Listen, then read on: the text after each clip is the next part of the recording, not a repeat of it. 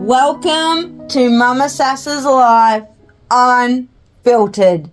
And as I always like to say, it's raw, it's real, it's uncut, and it's unapologetic.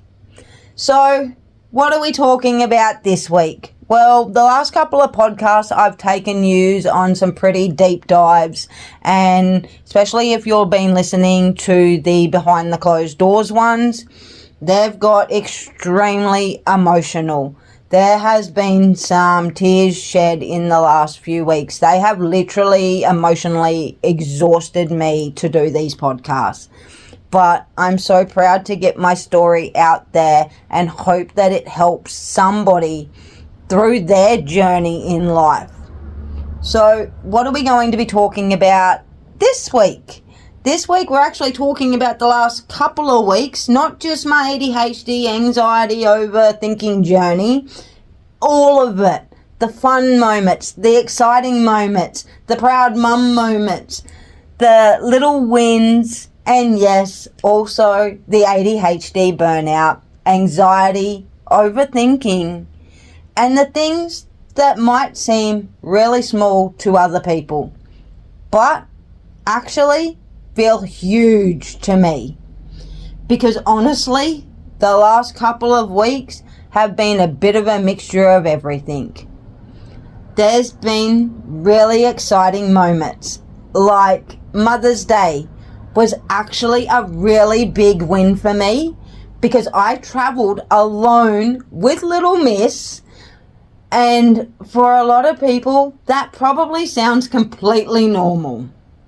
But for me, it was huge. And a lot of my anxiety around traveling isn't necessarily about physically being alone. It's about whether or not the person with me feels capable, or I feel capable enough with the person with me to help if something goes wrong. Because if you live with anxiety and overthinking, you would know your brain just starts preparing for every possible terrible situation that could possibly even happen, whether or not it's, a 1 in a zillion. Is a zillion even a word? But you know what I mean? Situation, like, possibility of it happening, that realistically, inside your head, probably isn't even going to happen, but you can't shut them thoughts off and then your anxiety going crazy. And when I'm when I am the responsible adult in the situation, that pressure can feel really, really overwhelming sometimes. But you know what? I actually did it. I made it there. We made it home. And we got to, celebrate Mother's Day with my family. And not only is it that we got to celebrate Mother's Day with my family, my mom and my sister and my nieces and everyone, it's showing little miss that, sometimes life can be really, really hard. Sometimes we struggle through so many things. But you know what? We are actually stronger than what we think we are if we put our mind to it. If when we get in that fight and flight moment, if instead of hitting the flight mode and we hit the fight mode, we can achieve so many things. And, I can't believe that I actually did that. It is such a huge thing for me. And that in itself, it was another really big win. And then I got to go and see my little one compete. And that in itself was another really big moment for me. Now, I didn't actually talk about this one too much, but I'm going to bring it here. Because we were traveling somewhere that felt unfamiliar to me, and I didn't really know what was around the corner, that uncertainty would normally trigger a lot of anxiety in me. Now, I know I wasn't alone. I had Mr. Sassy with me, the responsible adult who could help if situations got bad. But knowing that I'm heading into unfamiliar territory and traveling roads that I'm not used to traveling or traveled at all can trigger my same symptoms. And I managed to keep myself together. I stayed calm, I regulated myself, and I didn't let my anxiety take over the situation like it used to. There were a couple of small moments where I had to slow things down, take a breath, and ground myself. But I didn't spiral, and that is the biggest thing that I could say in this. I did not let Mr. Sassy, I did not let my little one see those moments. And that alone is something I'm really proud of, because, you know, when you can hold things together and you can feel confident in yourself, it just makes that win a little bit more of a proud moment. That's my opinion anyway. And honestly, seeing her so excited and confident made me realize how far I've actually come to.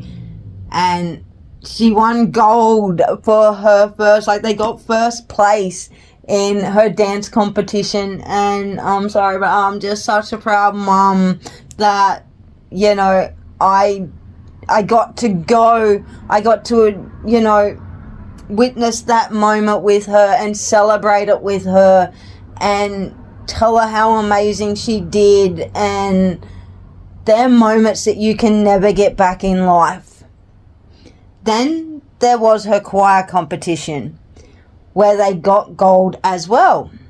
I didn't physically get to go to that one because the school kids just travelled there together by bus. But hearing her come home afterwards and tell me all about it honestly made me so proud. And seeing just her little face light up and just so excited in what she's achieved in the last couple of days has just, I can't help but say, proud mum moment again. It was definitely proud mum moment. And I think moments like that have really made me stop and realize how much progress I've actually made lately. Even with my content, I've started feeling more creative and more confident in myself again. I've been working really hard on creating content that genuinely feels like me, and seeing myself slowly finding that confidence and creativity again has honestly been amazing. And also, you know, I've always said, and I do say this a lot on here, and I've said it a lot throughout my social media journey, I've always said I've got a story and I want to tell it. And I know that a lot of people who have watched me, some may have seen moments of this and some may not have seen as many. But it's really interesting to show to people that even though you've watched someone for so long, you never truly know what they've suffered through and what could be going on with them. And I think that that's a big lesson for everybody to take on board. You might see someone on the outside for a small amount of time and think that they've got it all together. And then you learn that they don't have it together as you thought that they did. And that's why I've changed my content up. I haven't changed it completely to stopping being anything that I wouldn't normally film. I'm still filming what we eat here and there. I'm still filming me cleaning. I'm still filming shopping things. I'm still filming the fun moments with little miss. But I've stopped oversharing the parts that I don't need to share to people who, you know, or for people to pick apart is probably more what I mean. But I've definitely started sharing more about me and my life and the story that I want to get out there, like I said. Then today happened.